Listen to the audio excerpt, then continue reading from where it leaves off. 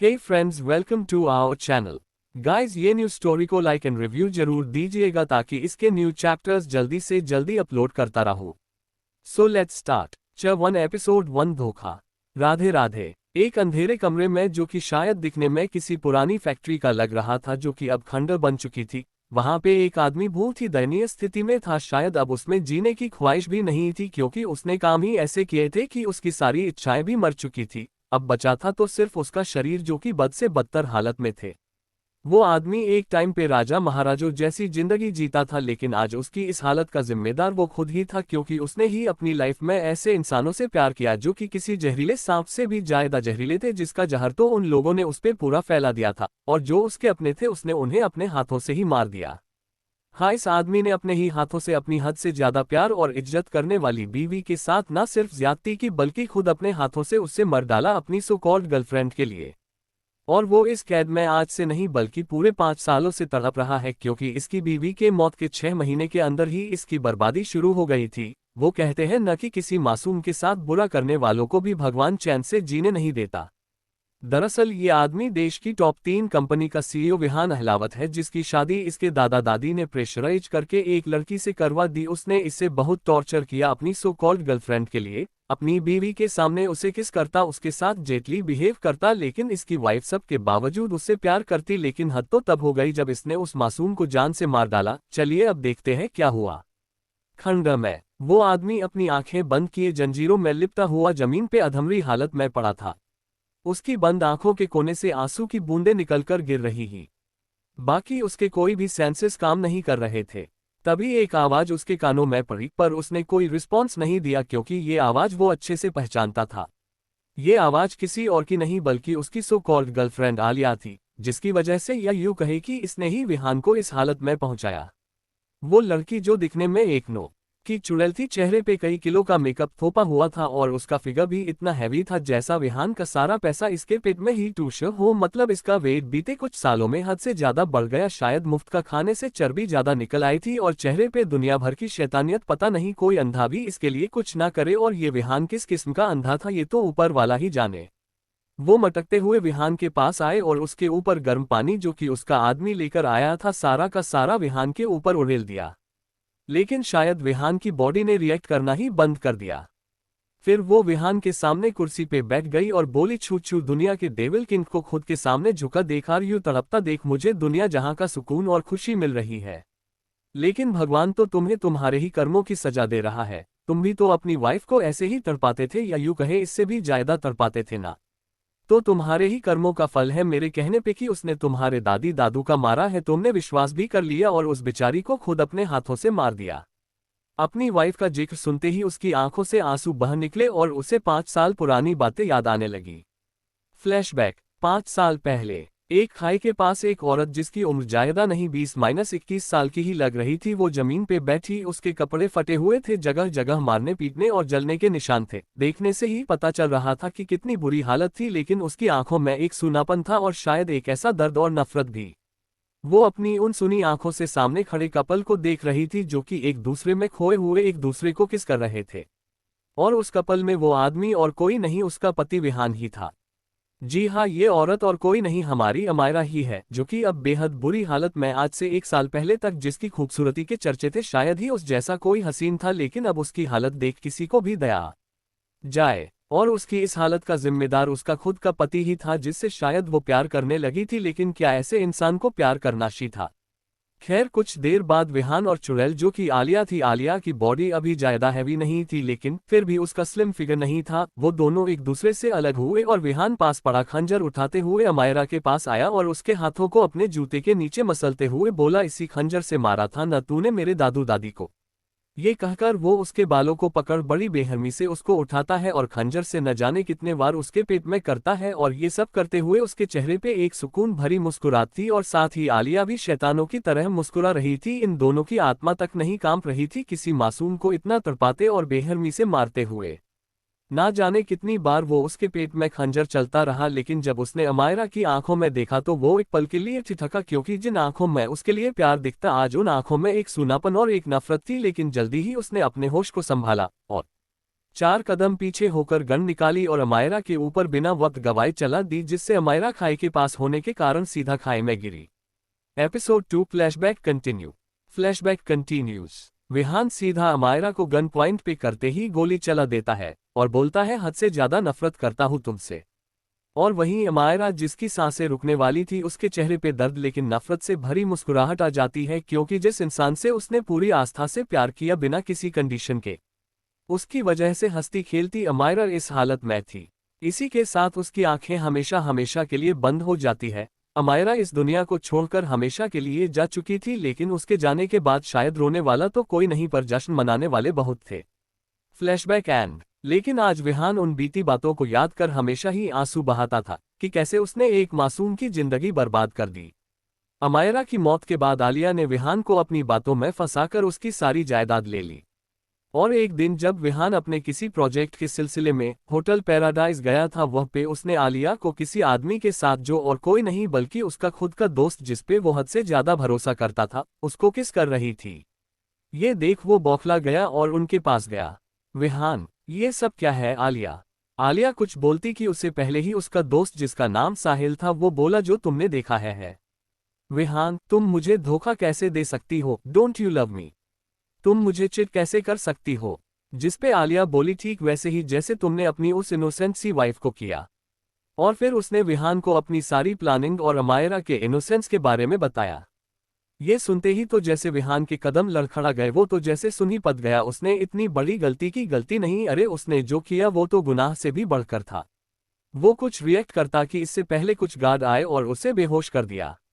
जब विहान ने अपनी आंखें खोली तो अपने आप को इसी खंडर में पाया। तब से लेकर आज तक वो साहिल और आलिया के टॉर्चर सह रहा था, लेकिन उसने भी खुद को बचाने की कोशिश नहीं की। शायद उसका कुछ पाप तो कम हो, क्योंकि उसने खुद अपनी इतनी प्यार करने वाली बीवी को इतना टॉर्चर किया और अपने हाथों से बड़ी बेरहमी से मार डाला। वो सब याद करते ही विहान की जीने की इच्छा खत्म हो गई थी। लेकिन जब भी वो आंखें बंद करता, उसे अमायरा की वही आंखें याद आती जो उसने आखिरी बार देखी थी, जिसमें उसके लिए कोई प्यार नहीं बल्कि बेपनाह नफरत थी। ये याद आते ही तो उसकी रूह कांप जाती। ये सब वो याद कर ही रहा था कि तभी उसे आलिया की आवाज सुनाई देती है, जो कि उसे कह रही थी, अब तुम्हें बहुत टॉर्चर कर लिया, अब तुम्हें तुम्हारी वाइफ के पास ही पहुंचा दिया जाए, उससे अपनी गुनाहों की कम से कम माफी ही मांग लेना। ये बोलकर वो जोर जोर से हंसने लगी और तभी साहिल बजाया और विहान के ऊपर तंज कसते हुए बोला, मुझे तो विहान की आंखें ही खराब लगती है, पता नहीं इतनी अपसरा जैसी वाइफ के साथ इसने ये सब कैसा कर लिया। मैं तो अपनी रानी बनकर रखता, लेकिन वो मानी ही नहीं और बदले में विहान से और सुना बेचारी ने। ये सुनकर आलिया बोली कि अच्छी बात है ना, इसकी आंखें खराब है, कम से कम हमारा काम तो निकल गया। ये सूत्र ही दोनों पागलों की तरह हंसने लगे। लेकिन वही विहान अपने आंसू बहाता रहा। क्या हालत हो गई थी डेविल किंग की। तभी आलिया उठी और विहान के गाल पे जोरदार थप्पड़ मारते हुए बोली, गुड बाय विहान। ये बोलते ही उसके आदमियों ने चारों ओर पेट्रोल छिड़क दिया। वो दोनों और सारे गार्ड्स बाहर चले गए और साहिल ने भी माचिस जलकर वाय फेंक दी। इसी के साथ वो खंडर धीरे धीरे राख में तब्दील हो गया। खंडर के अंदर विहान जोर से चिल्लाया, सॉरी वाइफी, मुझे माफ कर देना, मुझसे बहुत बड़ी गलती हो गई। उसकी चीख बेहद दर्द भरी थी, लेकिन उसका ये दर्द आग में तपने से ज्यादा किसी मासूम को हट करने का था। वो अपने मन में यही प्रे कर रहा था कि उसे एक और मौका मिले और वो अमायरा के साथ किए गए बदसलूकी और जाति की माफी मांग सके। लेकिन अब उसकी भी जीने की ख्वाहिश नहीं थी, क्योंकि अमायरा के बिना वो इस दुनिया में शायद रहना ही नहीं चाहता था। और इसी के साथ कुछ देर में उसकी सांसें भी बंद हो जाती है और वो पूरी जगह भी बुरी तरह जल चुकी थी। विहान भी दुनिया को अलविदा कह चुका था। अब आगे क्या होने वाला है? क्या यही था विहान का अंत? क्या अमायरा को इंसाफ मिल पाएगा? क्या विहान को दूसरा मौका मिल पाएगा? क्या अमायरा नफरत करने लगेगी विहान से? चौथी एपिसोड 3 पुनर्जन्म। आलिया और साहिल ने मिलकर खंडर में आग लगा दिया और थोड़ी देर में वो खंडर बुरी तरह आग की लपटों में आ गया और वहीं विहान अपना दम तोड़ देता है। अब आगे एक स्कूल प्लेग्राउंड में बहुत भीड़ जमा थी। ऐसा लग रहा था जैसे वो किसी को चीयर कर रहे थे। अचानक से एक 15 साल के लड़के के पास बॉल आए और वो शॉक्ड होकर नीचे देखने लगा। उसके मन में एक सवाल आया, ये क्या है? मैं तो मर गया था ना। वो आगे बोला, ये सब क्या है? मैं यहाँ कैसे आया? जी हाँ, ये और कोई नहीं विहान ही था। अभी विहान अपने मन में चल रहे सवालों के बारे में सोच रहा था कि अचानक से उसे सुनाई दिया, विहान किक थे बालक, किक थे बॉल। विहान ने बिना वक्त गवाए गोल किए। इसी के साथ सब चिल्लाए, हरा डेविल टीम विंस थे मैच। कुछ देर बाद वॉशरूम में वॉशबेसिन के मिरर के पास खड़ा विहान मिरर में अपने रिफ्लेक्शन को देख रहा था। इसका मतलब कि उसका रॉबर्ट हुआ है, वो वापस अपनी 15 साल की उम्र में पहुंच गया। इसका मतलब कि अमायरा उसकी वाइफ वो भी जिंदा होगी, उसके दादा दादी, उसके भाई बहन भी जिंदा हो गए। अमायरा का ख्याल आते ही इसका मन फिर भारी हो गया। उसे याद आया वो तो अमायरा के बारे में कुछ जानता ही नहीं था कि वो कहाँ से है, किस फैमिली से है। आलिया के चक्कर में उसने कभी उसके बारे में जानने की कोशिश ही नहीं की। उसे अपने द्वारा किए गए सारे जुल्म याद आने लगे जो जो उसने अमायरा के साथ किया अपने पिछले जन्म में, और आखिर में अमायरा की वो नफरत से भरी आंखें। कुछ देर बाद वो अपने सिर को झुकते हुए ही साइकोटोन में बोला, एम सॉरी वाइफी, मुझे पता है मैंने तुम्हारे साथ बहुत गलत किया, बल्कि गलत नहीं गुनाह किया, पर सब कुछ सह सकता हूँ, लेकिन तुम्हें अपने पास रखूंगा। तुमसे बहुत प्यार करने लगा हूँ। वादा कार्य हूँ, जितना दुख जितनी तकलीफ तुम्हें दिया मैंने सब कुछ अपने प्यार से पूरा कर दूंगा। भूख प्यार करूंगा वाइफी, एक बार तुम मुझे मिल जाओ। आई लव यू अमायरा, आखिर में वो चिल्लाया। कुछ देर बाद उसके होठों पे एक प्यारी सी मुस्कुराहट आ गई, लेकिन वो जल्द ही गायब हो गई। उसने अपने मन में सोचा, क्या अमायरा का भी रॉबर्ट हुआ होगा? क्या उसे सब कुछ याद होगा? ये सोचते ही वो कांप गया। फिर खुद से बोला, चाहे कुछ भी हो जाए लेकिन वो सिर्फ उसकी है, और अपने आप में मुस्कुराने लगा। लेकिन अंदर ही अंदर अमायरा के सब कुछ याद होने के ख्याल से उसके दिल में एक अलग सा डर था। दूसरी तरफ मनाली में एक छोटा सा मगर बेहद खूबसूरत सा 2 मंजिल का घर, जिसके बाहर हमारा आशियाना लिखा था। उसके घर के माहौल में एक 8 साल की लड़की इधर से उधर भाग रही थी। उसकी हंसी की खिलखिलाहट पूरे घर में गूंज रही थी। उस लड़की के पीछे पीछे एक 32 वर्षीय महिला हाथ में एक गिलास पकड़े भाग रही थी और बोले जा रही थी, अमू अमू बेटा रुक जाओ, भागो मत और चुपचाप दूध पी लो, तुम्हें वैसे ही कोल्ड है बेटा। लेकिन वो लड़की खिलखिलाते हुए भागते हुए ही बोली, नहीं मम्मा, मुझे दूध नहीं पीना, ई हेट मिल्क। और भागते भागते सामने से आ रहे आदमी, जिसकी उम्र लगभग 36 साल होगी, उनके गले लग जाती है और बोलती है, प्रिंसेस मिस्ड यू डैडी। वो आदमी जो कि उसके डैड थे वो भी उससे अपनी गोद में उठा लेते हैं और गोल घूमते हुए बोलते हैं, daddy also miss princess a lot. फिर रुककर उसके माथे पे किस करते हैं, बदले में वो भी उनके गाल पे किस कर देती है। तभी पीछे से वो लेडी आते हुए बोलती है, दोनों बाप बेटी का हो गया हो तो आप अपनी प्यारी प्रिंसेस से कहिए कि वो जल्दी से हल्दी वाला दूध पिए, इस जुकाम है। तो वही वो आदमी जिनका नाम सुभाष मित्तल था, उनकी पर्सनैलिटी बहुत ही अट्रैक्टिव थी, और वो लेडी उनकी वाइफ थी जिनका नाम नीता मित्तल था, वो भी बेहद खूबसूरत, और वो 8 साल की लड़की और कोई नहीं बल्कि हमारी अमायरा थी। अमायरा जो कि अपने पेरेंट्स का मिक्सचर थी, वो हद से ज्यादा सुंदर थी, शायद ही कोई उस जैसा हो। वो बिल्कुल किसी परी की तरह थी, जैसे सकते को परी नीचे आ गई हो। सुभाष जी बोले, बेटा दूध पी लो, आपको कोल्ड है ना? अमायरा बोली, but daddy hate milk. Subhash ji, बेटा आपको स्ट्रांग बनाना है ना, और मुझे और अपनी मोम को प्रोटेक्ट करना है, तो आपको दूध तो पीना ही होगा।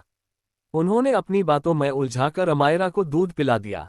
कुछ देर बाद सुभाष जी बोले, बेटा जाओ जल्दी से तैयार हो जाओ, आज हम सब बाहर घूमने चले गए और फिर डिनर भी बाहर करेंगे। ये सुनना ही था कि अमायरा खुशी से बोली, ए daddy I love you so much, और दौड़ते हुए अपने रूम की तरफ जाने लगी। तो वही सुभाष जी बोले, आराम से प्रिंसेस। और नीता जी और सुभाष जी दोनों ही अमायरा को खुश देख खुश थे। वही अमायरा का बेडरूम। अमायरा जैसे ही रूम में आई उसके एक्सप्रेशन चेंज हो गए। उसने जल्दी से गेट को लॉक किया और जल्दी से बाथरूम में गई और अपने चेहरे को पानी से वॉश करने लगी। जब उसने उठकर अपने आप को आईने में देखा तो उसकी आंखें एकदम खून की तरह लाल थी, जिसे शायद कोई भी देखता तो शायद डर से कांप जाता। वो जोर से चिल्लाई, Vihaan Ahlawati, hate you so much and most in this world. भगवान से दुआ करती हूँ कि कभी तुम मेरे सामने ना आओ। अगर आ गए तो जितनी तकलीफ, जितना दर्द और जितनी बुरी मौत तुमने मुझे दी थी, न उससे कई ज्यादा बेहरमी और बेदर्द मौत तुम्हें मैं दूंगी। ये अमायरा मित्तल का वादा है खुद से। कितना प्यार किया था तुमसे मैंने, लेकिन तुम्हारे तो जरा से हाथ भी नहीं कान पे मुझे खंजर चलते हुए। अरे क्या गलती थी मेरी अपनी उस सो कॉल्ड गर्लफ्रेंड आलिया के एक बार कहने पे तुमने ये विश्वास कर लिया कि दादू दादी को मैंने मारा। उनसे मैं कितना प्यार करती थी, अरे मैं क्यों मारती उन्हें? एक बार मुझसे भी नहीं पूछा? अरे पूछा नहीं तो कम से कम खुद से तो इन्वेस्टिगेट करवा सकते, लेकिन तुम्हें तो मुझे तकलीफ देने में सुकून मिलता था ना।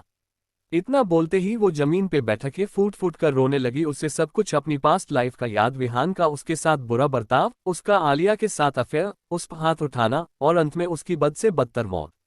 कुछ देर बाद उसने अपने आंसू साफ किए और ऊपर देखते हुए बोली, भगवान उस दरिंदे विहान से मुझे मत मिलवाना भगवान। आगे क्या होने वाला, क्या विहान अमायरा को वापस अपनी जिंदगी में ला पाएगा या और कोई आ जाएगा अमायरा की जिंदगी में।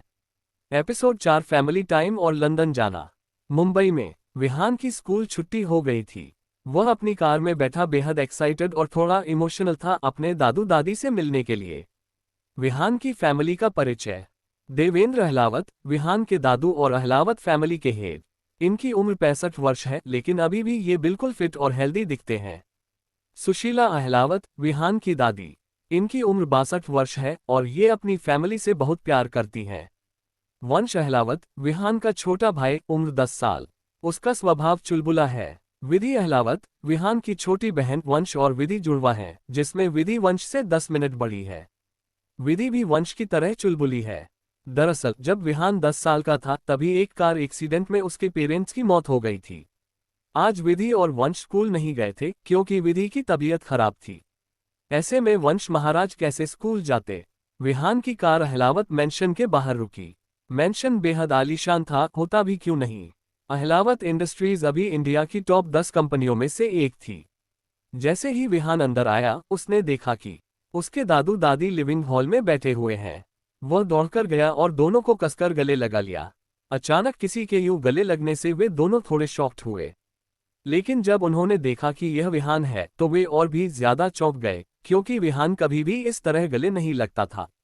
कुछ देर बाद जब विहान उनसे अलग हुआ तो दादी, जो अब भी शॉक्ड थी, हल्की मुस्कुराहट के साथ उसके गाल पर हाथ रखते हुए बोली, क्या हुआ बेटा। तब विहान होश में आया। वह कुछ ज्यादा ही इमोशनल हो गया था अपने दादू दादी को सही सलामत देखकर। वह जल्दी से बोला, कुछ नहीं दादी, बस आज आप दोनों की बहुत याद आ रही थी।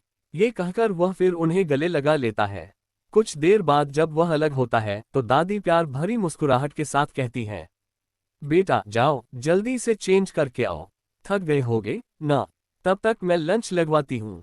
विहान भी हल्की मुस्कुराहट के साथ सिर हिलाता है और अपने रूम की तरफ चला जाता है।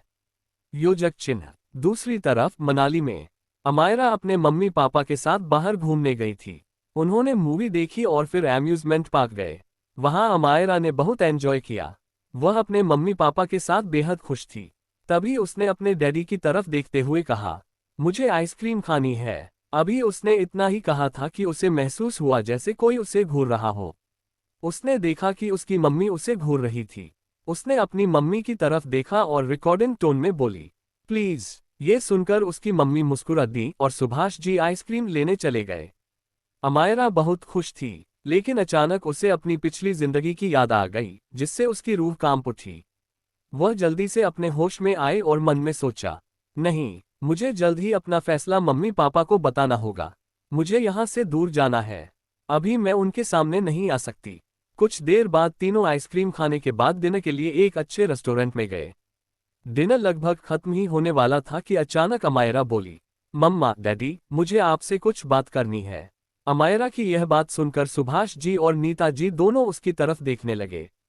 वह बेहद सीरियस दिख रही थी, शायद इसलिए क्योंकि उसने अपनी पिछली जिंदगी में बहुत ज्यादती और जुल्म सहे थे।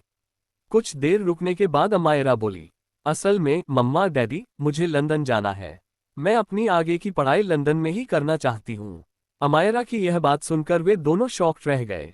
तभी नीता जी बोली, ये क्या कह रही हो अम्मू। अचानक तुम्हें लंदन में पढ़ाई करने का ख्याल क्यों आया। तुम्हें पता भी है कि तुम क्या कह रही हो। इस पर अमायरा बेहद कॉन्फिडेंटली बोली, हाँ मम्मा, मुझे सब पता है और मैं अपने डिसीजन को लेकर सीरियस हूँ। वैसे भी वहाँ बड़े पापा और बड़ी मम्मा हैं। मैं उनके साथ रह लूंगी। आपको टेंशन लेने की जरूरत नहीं है। सुभाष जी बोले, लेकिन बेटा अचानक से तुमने ये डिसीजन क्यों लिया। अमायरा बोली, डैड, मैं काफी दिनों से इस बारे में सोच रही थी। प्लीज डैड, मुझे मना मत करिएगा। आखिरकार अमायरा के लाख समझाने और मनाने के बाद सुभाष जी और नीता जी उसकी बात मान गए। अमायरा बहुत खुश थी। उसने मन ही मन सोचा, मुझे उससे सामना करने के लिए खुद को मजबूत करना होगा। इस बार पिछली जिंदगी जैसा कुछ नहीं होगा। मैं अपने साथ अब कुछ भी गलत नहीं होने दूंगी। योजक चिन्ह। वहीं दूसरी ओर मुंबई में अहलावत मैंशन में विहान डिनर करने के बाद अपने रूम में बैठा सोच रहा था कि वह अमायरा को कैसे ढूंढे। उसने अपने आप से कहा, अमायरा को ढूंढने के लिए मुझे अब जल्द से जल्द डार्क वर्ल्ड का सहारा लेना होगा, क्योंकि इस बार मैं उसके आने का इंतजार नहीं कर सकता। पिछली जिंदगी में जब अमायरा 20 साल की थी तभी उसकी मुलाकात विहान से हुई थी, वो भी शादी के मंडप में। तब विहान 27 साल का था। इसका मतलब अभी वह सिर्फ 8 साल की होगी। पता नहीं क्यों, लेकिन अमायरा के बारे में सोचते ही विहान को अजीब सी बेचैनी होने लगी, जैसे वह उससे दूर जा रही हो। नहीं, मुझे उसे ढूंढना होगा, वह मुझसे दूर नहीं जा सकती। इतना कहते ही उसने अपना फोन निकाला और किसी को कॉल करके कुछ इंस्ट्रक्शन दिए। कॉल कट करने के बाद उसने मन में कहा, वाइफी, मैं तुम्हें जल्द ही ढूंढ लूंगा, मेरा इंतजार करना। फिर थोड़ी देर रुककर बोला, आई लव यू वाइफी। पिछली जिंदगी में मैंने तुम्हें बहुत हर्ट किया, लेकिन मेरी यह जिंदगी सिर्फ तुम्हारे लिए है। वादा करता हूं कि जितना दुख तुम्हें पिछली जिंदगी में दिया था, उससे कहीं ज्यादा प्यार इस जिंदगी में दूंगा। अचानक उसकी मुस्कान कोल्ड हो गई। उसने सीरियस एक्सप्रेशन के साथ कहा, और जिसने हमारे बीच जहर घोलने की कोशिश की थी, उनकी जिंदगी को मैं नर्क बना दूंगा। उसका इशारा आलिया और साहिल की तरफ था। एपिसोड 5 आहिल की एंट्री। अमायरा सुभाष जी और नीता जी को अपने लंदन जाने और वहीं पे अपनी स्टडीज करने के लिए कन्विंस कर लेती है। वहीं अमायरा के लाख बार मनाने पे सुभाष जी और नीता जी दोनों ही मान जाते हैं। अब आगे, दिल्ली एयरपोर्ट पे एक लड़की अपनी मां के गले लगे हुए रो रही थी और उसकी मां उसे बार बार अपना ख्याल रखने की हिदायतें दे रही थी। तो वो लड़की भी चुपचाप प्यारी सी मुस्कुराने लिए सारी हिदायतों को ध्यान से सुन रही थी। कुछ देर बाद वो अपनी मां के आंसू पोंछते हुए बोली, अब बस भी करो मम्मा, और मुझे सिटी होने की जगह खुशी खुशी भेजो, और आप चिंता मत करो, मैं रोज आपसे बात करूंगी और जल्द ही वापस आऊंगी। जी हाँ दोस्तों, ये लड़की और कोई नहीं अमायरा ही है, जो कि आज लंदन जा रही है। अपनी बात कहने के बाद अमायरा साथ में सुभाष जी और नीलम जी को गले लगा लेती है और बोलती ही, will miss you so much mamma daddy. तो वो दोनों भी उसे गले लगा लेते हैं और बोलते हैं, we will also miss you our lord princess. कुछ देर बाद अनाउंसमेंट होती है कि लंदन जाने वाले पैसेंजर की बोर्डिंग का टाइम हो गया है, तो अमायरा और वो दोनों अलग होते हैं। फिर अमायरा सुभाष जी द्वारा हायर किए गए केयरटेकर के साथ चली जाती है। आज अमायरा काफी सालों बाद फ्लाइट में ट्रैवल करने वाली थी। अपनी पिछली जिंदगी में विहान के साथ शादी होने के बाद तो वो जैसे दुनिया देखना ही भूल गई थी। आज अमायरा की आंखों में चमक थी, भूत कुछ पाने की चमक और खुद को मजबूत बनाने की चमक थी। वहीं दूसरी ओर मुंबई में आज विहान को सुबह से ही अलग सी बेचैनी हो रही थी, जैसे कि कोई अपना उससे बहुत दूर जा रहा हो। वो अपने दिल पे हाथ रखकर बोलता है, वाइफी, मुझे पता नहीं क्यों अलग सी बेचैनी हो रही है, जैसे कि तुम मुझसे बहुत दूर जा रही हो, लेकिन तुम चिंता मत करो, मैं तुम्हें जल्द ही ढूंढ लूंगा। ऐसे ही धीरे धीरे वक्त बीतता जाता है। अमायरा को गए हुए आज पूरे 10 साल हो गए थे। 10 साल बाद अमेरिका में एक विप रूम के अंदर एक शख्स जिसकी उम्र लगभग 25 साल होगी, जो दिखने में काफी हैंडसम लग रहा था, खिड़की के पास खड़ा सिगरेट के काश ले रहा था। उसकी हाइट लगभग 6 फीट 5 इंच होगी। उसकी पर्सनैलिटी ऐसी थी कि कोई भी मंत्रमुग्ध हो जाए। थोड़ी देर बाद वो चलता हुआ आता है और सोफे पे आकर बड़े ही एलिगेंटली बैठ जाता है। उसकी वॉक में एक अलग ही एलिगेंस और एक अलग ही रोब झलक रहा था। उसकी वो परफेक्ट बॉडी और उसके 8 पैक एब्स और मस्कुलर बॉडी किसी लड़की तो क्या किसी लड़के तक को घायल करने में सक्षम थी। उसकी वो कातिल और हसीन ब्लू आइज जो जितनी ही कातिल थी उससे कई ज्यादा खतरनाक थी। ये आदमी और कोई भी पूरे अमेरिका और पूरे बिजनेस वर्ल्ड और यहाँ तक कि अंडरवर्ल्ड पे राज करने वाला आहिल डेविडसन है, जिसकी शख्सियत ऐसी है कि कोई भी इसके सामने आने घुटने टेक दे। आहिल एडी कॉर्पोरेशन का प्रेसिडेंट था, जो कि पूरे वर्ल्ड में 9.1 पे थी। दरअसल आहिल हाफ इंडियन और हाफ अमेरिकन है। आहिल की मोम इंडियन थी और डैड अमेरिकन थी। उनके बारे में आपको स्टोरी में आगे पता चलेगा। अभी आहिल सोफे पे आके बैठा ही था कि आहिल का आसिद, जिसका नाम माइक था, वो आहिल के सामने एक फाइल बढ़कर खाता है कि बॉस मैम के बारे में बहुत मुश्किल से सिर्फ इतना ही पता चल पाया है कि मैम का नाम अमायरा है और वो इंडिया से है और फिलहाल लंदन में रह रही है और उन्होंने अपनी स्टडीज भी लंदन में ही कर रही है। ये भी हमारे नेटवर्क के थ्रू बहुत ही मुश्किल से पता लगा पाए हैं। ऐसा लगता है कि कोई मैम की इंफॉर्मेशन हाइड कर रहा है। इतना बोलकर जब माइक अपनी नजरें उठाकर आहिल को देखता है तो आहिल तिरछी मुस्कुराहट कर रहा था। अभी वो कुछ सोचता कि उससे पहले ही आहिल की आवाज उसके कानों में पड़ी कि गेट आउट। इतना सुनना ही था कि माइक वहां से 9-2-11 हो गया। वही माइक के जाने के बाद आहिल अपने सिर को सोफे से टिकाकर एक तिरछी मुस्कुराहट लिए खत्ते नोट बाद स्वीट हार्ट सोचा नहीं था कि तुम इतनी इंटरेस्टिंग होगी वैसे तुमने मुझे सकते बहुत इम्प्रेस किया मेरे लोगों के लिए भी तुम्हें ढूंढना आसान नहीं था लेकिन मेरा नाम भी आहिल डेविडसन है आज तक मेरी नज़रों से कोई नहीं बच पाया और वैसे भी तुम तो इस किंग की करण हो तुम तो इस दिल पे राज करती हो तुम्हें तो मैं कहीं से भी ढूंढ निकालूंगा। जल्द ही मिलेंगे स्वीट हार्ट, ऐसा कहकर वो अपने ख्यालों में खो जाता है। फ्लैशबैक 1 साल पहले अमेरिका में एक होटल में आज काफी बड़ी पार्टी ऑर्गेनाइज की गई थी। ये एक बिजनेस रिलेटेड पार्टी थी जिसमें देश विदेश के बड़े बड़े बिजनेसमैन शामिल थी। आहिल डेविडसन भी आया हुआ, आखिर आता भी क्यों नहीं। 9.1 बिजनेसमैन का अवार्ड जो मिलने वाला था और हमेशा की तरह 9.1 बिजनेसमैन का अवार्ड उसके नाम ही हुआ। कुछ देर बाद एंकर ने एक और अनाउंसमेंट की, आज ये पे और स्पेशल अवार्ड है उस कंपनी के नाम जिसने पिछले 5 सालों में पूरे बिजनेस वर्ल्ड में तहलका मचाया हुआ है। आप लोगों ने सोचा ये और कोई नहीं वर्ल्ड की 9.3 कंपनी है लेकिन किसी कारणवश इस कंपनी के प्रेसिडेंट यह नहीं आ सके तो मैं उनके असिस्टेंट से रिक्वेस्ट करूंगा कि वो आके ये अवार्ड रिसीव करे। एपिसोड 6 अमायरा आहिल की किस। एंकर की अनाउंसमेंट से एक आदमी जिसकी उम्र दिखने में 22 साल की होगी वो बेहद ही कॉन्फिडेंटली चलते हुए स्टेज पे आया और अवार्ड रिसीव किया। उसके बाद उसने माइक पकड़ा और अपनी स्पीच दी। एम सारी गाइज, हमारी सीईओ आज किसी कारणवश यहाँ नहीं आ पाए लेकिन उनकी और हमारी कंपनी की तरफ से थैंक्स फॉर दिस अवार्ड। इतना कहकर वो मास्क उस एंकर को देकर वापस स्टेज से नीचे उतरता है और चला जाता है। सब बहुत हैरान थे और उत्सुक कि भी आखिर इतना मिस्टीरियस सीईओ कौन है। इसी तरह पार्टी कुछ देर तक चलती है। वही वो आदमी चलते हुए एक रूम के बाहर आकर नॉक करता है तो सामने से एक लेडी दरवाजा खोलती है और उसे अंदर आने को बोलती है तो वो बिना वक्त गवाए अंदर आता है तो देखता है कि एक लड़की सोफे पे बैठे आराम से स्नैक्स एंजॉय कर रही है। वो चिढ़ता हुआ उसके पास जाता है और बोलता है दैट्स नॉट फेयर अमू, तू हमेशा मुझे भेज देती है, बाहर सब जानना चाहते हैं तेरे बारे में और एक तू है कि यहाँ आराम से बैठे पॉपकॉर्न खा रही है, पता नहीं ऐसी कौन सी आफत है कि तू अपनी आइडेंटिटी रिवील नहीं करना चाहती। तो वही सोफे पे बैठी लड़की जो कि और कोई नहीं अमायरा ही थी वो बोली रिलैक्स निखिल, वो टाइम भी आएगा पर अभी नहीं। तो वो लड़की जिसने गेट खोला था वो डेस्परेट होते हुए बोलती है कब आएगा। तो अमायरा कुछ नहीं बोलती और बस मुस्कुराने लगती है। तो दोस्तों ये अमायरा है जो कि पहले से भी ज्यादा खूबसूरत है गई, जिसे कोई भी देखे तो अपनी पलकें झपकाना ही भूल जाए। अमायरा की ग्रे आंखें, पतली और परफेक्ट नोज और पिंक जूसी लिप्स किसी को अपनी तरफ अट्रैक्ट करने के लिए काफी थे। अमायरा की उम्र इस टाइम 17 साल की थी। अमायरा ने 5 साल पहले अपनी कंपनी खोली थी जो कि आज पूरे वर्ल्ड में टॉप 3 में है। इसमें इसके दोस्तों ने अमायरा का पूरा साथ दिया था। अमायरा के दोस्तों का इंट्रोडक्शन। निखिल, उम्र 22 साल, ये अमायरा से लंदन में ही मिला था। इसने अमायरा का पूरा सपोर्ट किया था कंपनी खोलने में और अमायरा इसकी आइडल भी है। स्वाति, ये अमायरा की उम्र की है, दिखने में ये भी सुंदर है पर अमायरा से कम। ये अमायरा की क्लासमेट थी, ये अमायरा का हर काम में पूरा सपोर्ट करती है। निखिल और स्वाति दोनों ही अमायरा के बेस्ट फ्रेंड है। अमायरा बोलती है तुम लोग ये स्नैक्स एंजॉय करो, तब तक मैं बाहर से वॉक करके आती हूँ। ऐसा कहकर वो बाहर चली गई।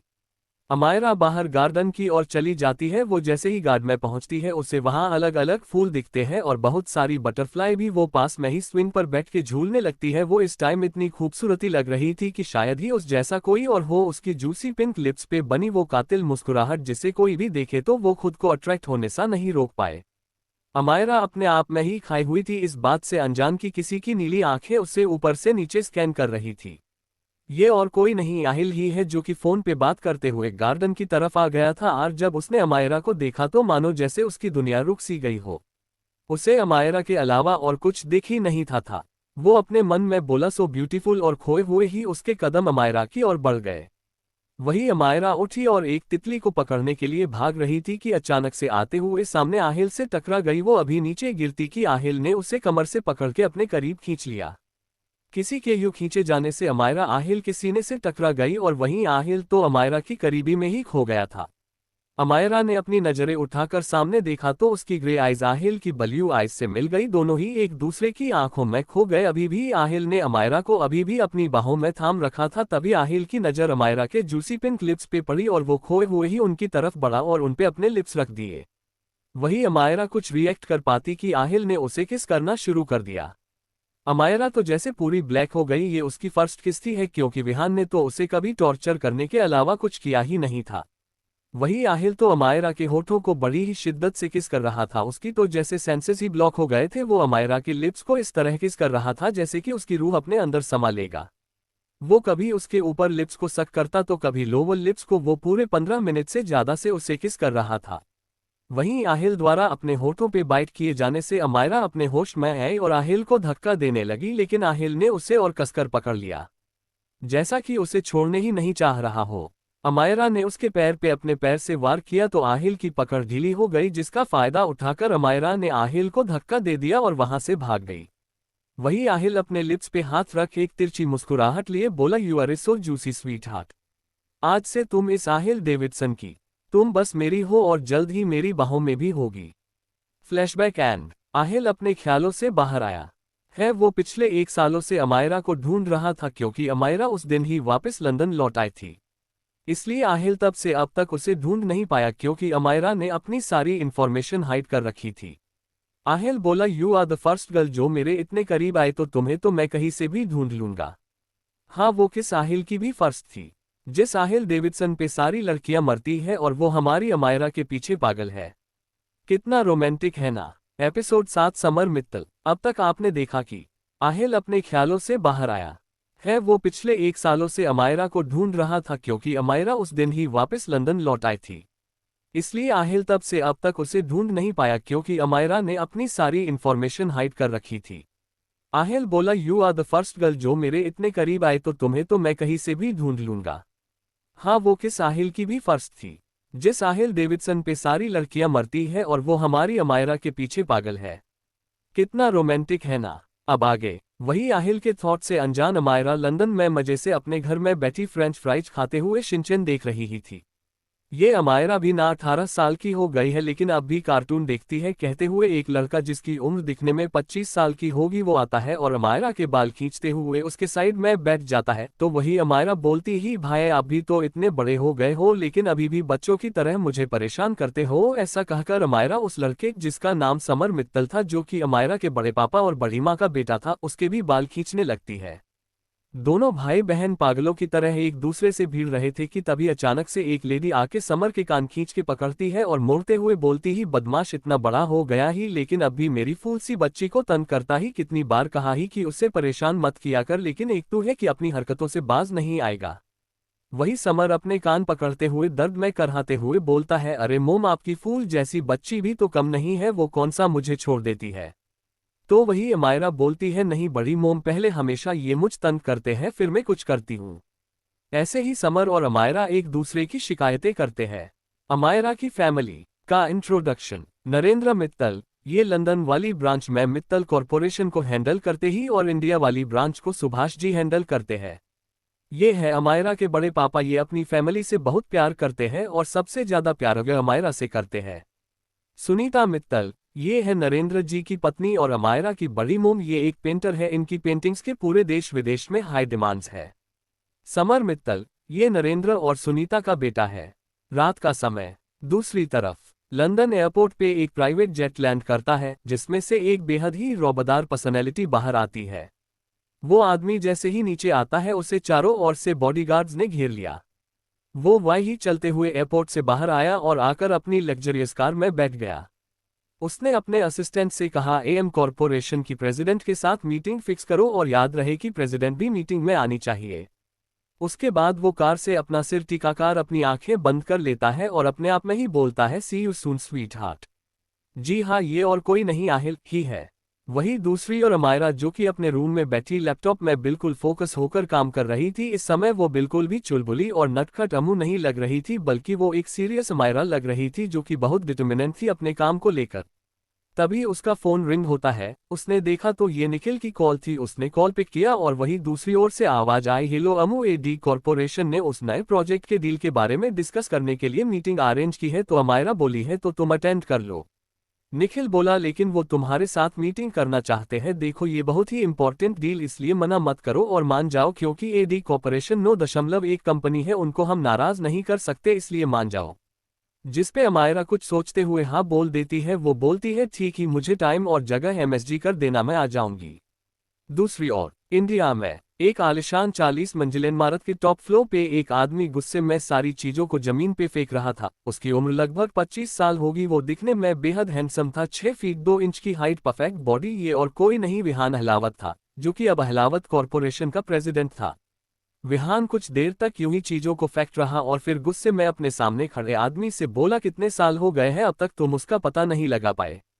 अगर अगले 1 महीने में मुझे वह सामने नहीं दिखी तो मैं सबकी लाशें बिछा दूंगा। याद रहे, बस 1 महीना है तुम्हारे पास। टैंको इंसान, जो कि और कोई नहीं विहान का लेफ्ट हैंड रखा था, वो बोला जी बॉस, और केबिन से बाहर चला गया।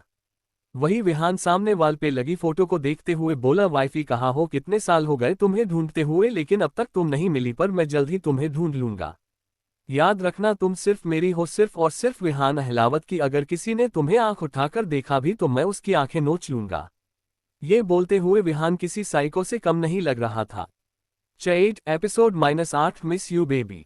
अब तक आपने सुना कि इंडिया में कैसे विहान अपने सामान को फेंक रहा था और अपने आदमी को 1 महीने के अंदर अमायरा को ढूंढने की वार्निंग दी थी। अब आगे। अगले दिन लंदन में अमायरा अपने रूम में आज की एडी कॉरपोरेशन के साथ होने वाली मीटिंग के लिए रेडी हो रही थी। आज अमायरा ने ब्लू कलर के नी लेंथ वन पीस पहना था और अपने फेस पे हल्के टचअप के साथ न्यूड लिपस्टिक लगाई हुई थी। उसने अपने स्टेरॉइड बालों को खुला छोड़ा था और कानों में डायमंड इयररिंग्स के साथ होता में भी डायमंड वॉच पहनी थी। उसने ऊपर से ब्लैक जैकेट डाला हुआ था।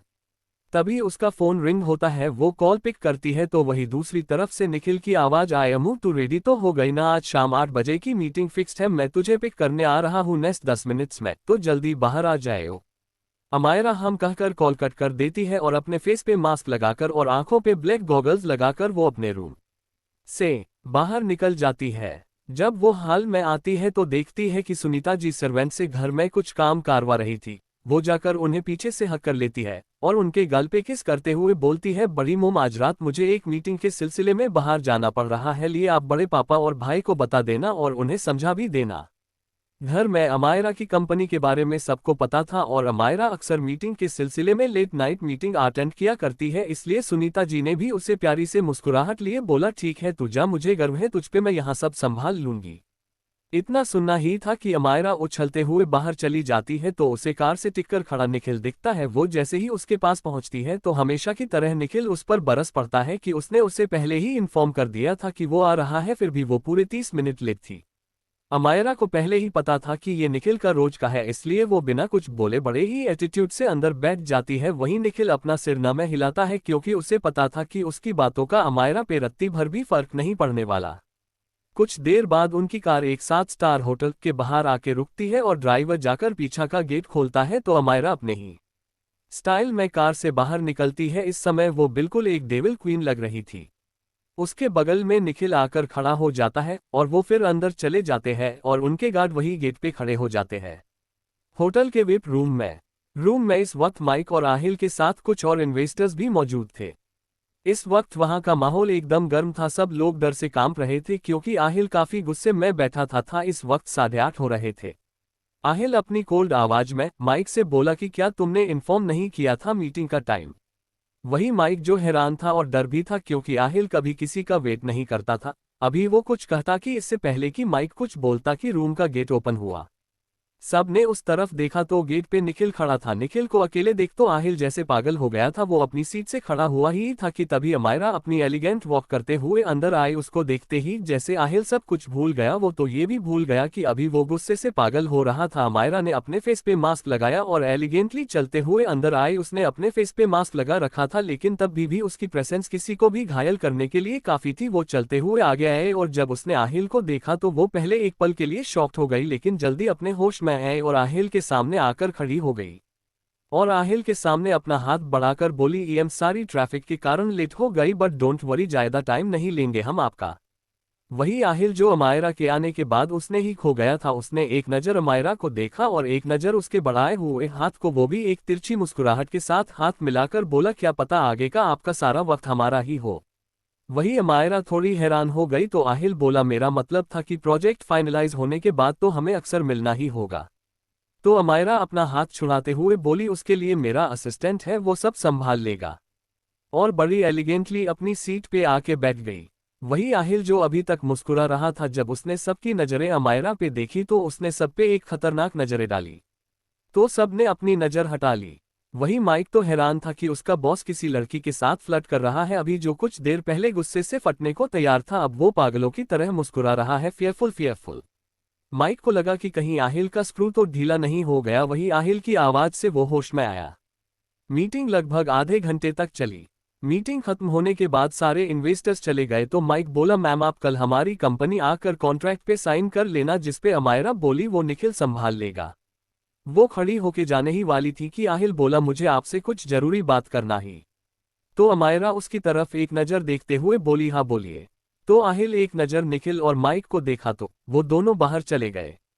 उनके जाने के बाद आहिल चलते हुए अमायरा के पास आया और वो कुछ समझ पाती कि इससे पहले ही आहिल ने उसे खींच के अपनी बाहों में भर लिया और बोला, miss you so much baby. Episode -9 marry me baby doll. Aahil अपनी जगह से खड़ा होता है और चलकर अमायरा के पास आता है। अमायरा कुछ समझ पाती कि आहिल उसे कमर से पकड़ अपने करीब करता है और कसकर गले लगा लेता है। अमायरा तो बिल्कुल ही हैरान हो गई। अभी वो कुछ रिएक्ट कर पाती कि उसे आहिल की आवाज सुनाई दी, जो कि उसके कान के पास आकर बड़ी मदहोशी से कह रहा था, miss you a lot baby. Amaira उसे खुद से दूर करना चाहती थी, लेकिन पता नहीं क्यों पर उसे भी आहिल का टच पसंद आ रहा था और अनजाने में वो भी अपने हाथ आहिल की पीठ पे रख देती है। अमायरा को हग बैक करता देख आहिल के होठों पे प्यारी सी मुस्कुराहट आ जाती है और वो उसे कसकर अपनी बाहों में भर लेता है। अमायरा और आहिल ने तो एक दूसरे को ऐसे गले लगाया था कि जैसे कभी एक दूसरे को छोड़ेंगे ही नहीं। अमायरा को भी एक अलग ही सुकून मिल रहा था आहिल की बाहों में। वैसे तो बहुत स्ट्रांग थी, लेकिन पता नहीं क्यों आहिल की करीबी उसे काफी ज्यादा हद तक इफेक्ट कर रही थी। उसे ये करीबी पसंद भी आ रही थी। आहिल तो अमायरा के बालों में चेहरा छुपाए अलग ही दुनिया में पहुंच गया था, लेकिन तभी अचानक से उसने अपना चेहरा बाहर निकाला तो शायद अमायरा को ये पसंद नहीं आया। वो आहिल को नाराजगी से देखने लगी। वही आहिल मुस्कुराया और अपने होठों को उसके होठों पे रखकर उसे बहुत सॉफ्टली और प्यार से किस करने लगा। वही इस प्यार भरी किस में अमायरा भी खो गई और आहिल का साथ देने लगी। उसके हाथ आहिल की बालों में चले गए और वो उसके बालों को सहलाने लगी। अमायरा का रिस्पॉन्स मिलते ही आहिल ने उसे और डीप किस करना शुरू कर दिया और उसकी कमर को और टाइटली होल्ड कर लिया। वो लोग एक दूसरे में डूबे लगभग 10 मिनट तक किस करते रहे। जब अमायरा को खड़े होने में दिक्कत होने लगी तो आहिल ने उसे अपनी गोद में उठा लिया। अमायरा ने भी उसकी कमर में अपने पैरों को लपेट लिया। आहिल ने उसे पास में रखे सोफे पे लेटा दिया और उसके ऊपर आ गया, लेकिन इस बीच उनकी किस ब्रेक नहीं हुई थी। उनकी किस इतनी हॉट और इंटेंस थी जिससे कमरे का माहौल और इंटेंस और रोमांटिक हो गया। उन्हें किस करते ऐसे ही 30 मिनट हो गए, लेकिन अभी भी दोनों एक दूसरे को छोड़ने को तैयार नहीं थे।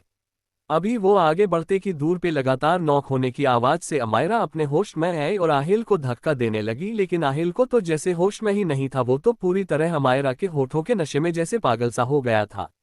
अमायरा की सांस भी उखाड़ने लगी थी। वो आहिल को बार बार धक्का देने लगी। जब आहिल ने फील किया कि अमायरा को सांस लेने में तकलीफ हो रही है तो वो उससे अलग हुआ। उसके छोड़ते ही अमायरा गहरी गहरी सांस लेने लगी। आहिल भी गहरी गहरी सांस ले रहा था। उसके होठों पे एक बहुत ही सेडिक्टिव और मदहोशी भरी स्माइल थी। वहीं अमायरा ने कुछ देर बाद अपने सांसों को कंट्रोल किया और आहिल को खुद पे से धक्का देने लगी। वो खुद भी हैरान थी कि वो आहिल को रोक क्यों नहीं पाए। वो थोड़ी एम्बेरेस्ड फील कर रही थी। आहिल इस बार उससे अलग हुआ और बोला, नोट बैड बेबी, तुम अपनी उम्र से काफी स्ट्रांग हो बेबी डॉल। अमायरा ने कुछ नहीं कहा, लेकिन वो ब्लश करने लगी। आहिल ने जब उसे ब्लश करते देखा तो उसके करीब जाके बोला, इतने में ही ब्लश कर रही हो तो जब आगे बढ़ेंगे तो क्या हाल होगा तुम्हारा। इस बार अमायरा ने गुस्से में आहिल को घूरा और बोला, क्या मतलब है आपका और अपने मुझे कैसे पहचाना। तो आहिल वैसे ही मुस्कुराहट लिए बोला, तुम्हें तो मैं आंखें बंद करके भी पहचान लूं, और अपने दिल की तरफ पॉइंट करके बोला, यहाँ जो बसती हो तुम। और फिर थोड़ा रुक कर बोला, मैरी मी बेबी डॉल। वही अमायरा तो पूरी तरह शॉक थी कि कोई इतना अजीब कैसे हो सकता है कि दूसरी मुलाकात में ही शादी के लिए प्रपोज कर दे। वही आहिल बोला, वैसे भी 18 की तुम हो चुकी हो और वैसे भी इंडियन लॉ के हिसाब से मैरिज के लिए एलिजिबल हो, तो मैं तुम्हें सिर्फ 10 दिन का टाइम देता हूं सोचने के लिए, और आंसर सिर्फ हाँ ही होना चाहिए, क्योंकि मैं तुमसे अब दूर नहीं रह सकता। कितना सेल्फ ऑब्सेस्ड है ना आहिल, इवन मुझे भी शर्मा रही है इसकी बेशर्मी और जल्दी देखकर। वही अमायरा बोली, पर इतनी जल्दी कैसे, ना तो मैं आपको जानती हूँ और न ही आप मुझे, नहीं हम एक दूसरे से प्यार करते हैं और शादी तो मुझे करनी ही नहीं। ये सब अमायरा अपनी पिछली लाइफ के मैरिज एक्सपीरियंस के कारण कह रही थी। तो वही आहिल बोला, देखो मैं बातें घुमाकर नहीं करता, मुझे तुम पहली नज़र में ही पसंद आ गई, और रही बात प्यार की तो वो भी साथ साथ रहते रहते हो जाएगा और हम एक दूसरे को जान भी लेंगे अच्छे से। ऐसा कहकर आहिल ने अपने पॉकेट से एक रिंग निकाली और अपने घुटनों के बल बैठकर अमायरा के हाथों में वो रिंग पहना दी। वो एक डायमंड की रिंग थी जो काफी महंगी लग रही थी। आहिल ने रिंग पहनाने के बाद झुककर अमायरा के हाथों को प्यार से किस कर लिया। वही अमायरा तो जैसे शोक में थी, लेकिन वो भी आहिल को रोक नहीं पा रही थी। उसके बाद आहिल ने अमायरा का हाथ पकड़ा और खुद भी खड़ा हुआ और बोला, चलो चलते हैं। एपिसोड 10 दर्द भरी यादें। अब तक आहिल ने रिंग पहनाने के बाद झुककर अमायरा के हाथों को प्यार से किस कर लिया। वही अमायरा तो जैसे शोक में थी, लेकिन वो भी आहिल को रोक नहीं पा रही थी। उसके बाद आहिल ने अमायरा का हाथ पकड़ा और खुद भी खड़ा हुआ और बोला, चलो चलते हैं। अब आगे अमायरा भी कुछ नहीं कहती और उसके साथ चलने लगती है। जब वो लोग रूम से बाहर आते हैं तो उन्हें गेट पे खड़े निखिल और माइक दिखाई देते हैं, और जब निखिल और माइक अमायरा और आहिल को साथ देखते हैं तो दोनों शॉक हो जाते हैं। वही अमायरा की नजरें तो सिर्फ आहिल के हाथ पे थी जिससे उसने उसका हाथ थामा हुआ था। उसे एक अजीब सा एहसास हो रहा था, शायद पहली बार था जो किसी ने इतने हक से उसका हाथ पकड़ा था। उसे अच्छा भी महसूस हो रहा था। वही आहिल तो सब कुछ इग्नोर कर अमायरा को लेकर होटल से बाहर आता है और उसे एक बार फिर अपने सीने से लगाते हुए बोलता है, बाय बेबी डॉल, ध्यान रखना अपना, कल मिलेंगे, टाइम और प्लेस मैं तुम्हें एमएसजी कर दूंगा। और कुछ देर बाद उसके फोरहेड पे किस करता है और उसके लिए कार का गेट ओपन करता है। अमायरा को पता नहीं क्यों पर आहिल की इन हरकतों से स्पेशल फील हो रहा था। वो गाड़ी में बैठने ही वाली होती है कि कुछ सोचकर रुक जाती है और एक नज़र आहिल को देख वो फिर उसके सीने से लग जाती है। वही आहिल तो अमायरा के यूं अचानक गले लगने से तो जैसे हैरान ही हो गया था, क्योंकि पहली बार अमायरा ने उसे आगे बढ़कर गले लगाया था। वो वापस उसे हक बैक कर पाता कि अमायरा जल्दी से उससे अलग हो गई और कार में बैठ गई। उसके बैठते ही निखिल भी बैठ जाता है और ड्राइवर भी अपनी सीट पे बैठ कार स्टार्ट कर देता है। वही कार के जाने से आहिल अपने होश में आता है और अमायरा की हरकत याद कर खुद में ही मुस्कुराने लगता है। वही अमायरा के कार के अंदर निखिल कितनी बार पूछ चुका था कि उसके और आहिल के बीच क्या चल रहा है, लेकिन अमायरा थी कि कार की विंडो से बाहर देख मुस्कुरा रही थी। रात का वक्त, अमायरा का बेडरूम। अमायरा आज अपने और आहिल की इंटेंस किस के बारे में सोचते हुए मुस्कुरा रही थी कि तभी उसका फोन रिंग होता है। अमायरा अपने ख्यालों से बाहर आती है और कॉल की तरफ देखती है तो ये उसकी मोम का कॉल था। वो कॉल रिसीव करती है। कुछ देर ऐसे ही बात करने के बाद उसकी मोम बोलती है, बेटा तू वापस कब आएगी, अब तो तुझे गए पूरे 10 साल हो गए, अब तो आजा, बहुत याद आती है तेरी। वही इंडिया जाने की बात सुन अचानक से अमायरा को विहान का ख्याल आता है, लेकिन वो अपने आप को संभाल अपनी मोम से बोलती है, मोम मैं जल्द ही आऊंगी, आप चिंता मत करो, आपकी और डैड की एनिवर्सरी में वही रहूंगी। फिर बाय बोल के कॉल कट कर देती है। उसकी आंखों में आंसू आ गए थे। उसकी लाइफ में अपनी पिछली जिंदगी का सीन किसी रील की तरह चलने लगा। फ्लैशबैक, अमायरा और आहिल की शादी की रात। अमायरा आज खुश थी और थोड़ी घबराई हुई भी थी। उसने अब तक अपने पति को नहीं देखा था। घूंघट में से उसने देखने की कोशिश की थी लेकिन अच्छे से नहीं देख पाई थी। वो बैठे बैठे उसका इंतजार कर रही थी। लगभग 1 घंटे बाद विहान अंदर आया। वो बहुत गुस्से में लग रहा था और जब उसने अमायरा को अपने बिस्तर पे बैठे देखा तो उसका गुस्सा तो जैसे आग उगलने लगा। वो लंबे लंबे कदमों से बेड के पास गया और एक उल्टे हाथ का थप्पड़ अमायरा को मारा। अमायरा तो जैसे सुन नहीं पड़ चुकी थी कि ये उसके साथ क्या हुआ। वो अभी कुछ करती कि उससे पहले ही विहान ने उसके बालों को बेहद दरिंदगी से पकड़ा और चिल्लाते हुए, बिल तेरी हिम्मत कैसे हुई मेरे बेड पे बैठने की, तेरी इतनी औकात नहीं है कि तू मेरे सामने खड़ी हो सके, लेकिन तू तो सीधा मेरे कमरे में आ गई और आए तो आए सीधा मेरे बिस्तर पे बैठ गई। तुझे क्या लगा आज हमारी सुहागरात है और मैं तेरे से सुहागरात मनाऊंगा। तो पहले ही बता दूं कि मैं किसी और से प्यार करता हूं और वो लड़की विहान अहलावत के दिल पे राज करती है। तू तो उसके पैरों की धूल के बराबर भी नहीं है। इतना कहकर वो उसे घसीटते हुए कमरे से बाहर निकाल देता है। वहीं अमायरा अपने बल में हुए दर्द के कारण चिल्ला रही थी, लेकिन विहान तो जैसे पागल ही हो गया था। अमायरा को कमरे से बाहर निकालने के बाद अमायरा ने देखा कि एक लड़की जिसने बहुत ही शॉर्ट ड्रेस पहनी थी वो विहान के गले लग गई। विहान ने भी उसे अपनी बाहों में भर लिया और वो दोनों बेशर्मों की तरह अमायरा के सामने एक दूसरे को किस करने लगी। अमायरा ने अपनी नजरें फेर ली और वह से उठकर चली गई। वो पूरी तरह टूट चुकी थी। फ्लैशबैक एंड, अपने फोन में हुए रिंग से वो होश में आई। उसने देखा तो अननोन नंबर से कॉल आ रही थी। उसने एक पल सोचा और कॉल रिसीव किया तो दूसरी तरफ से आवाज आई, हेलो बेबी डॉल, सोई नहीं अब तक?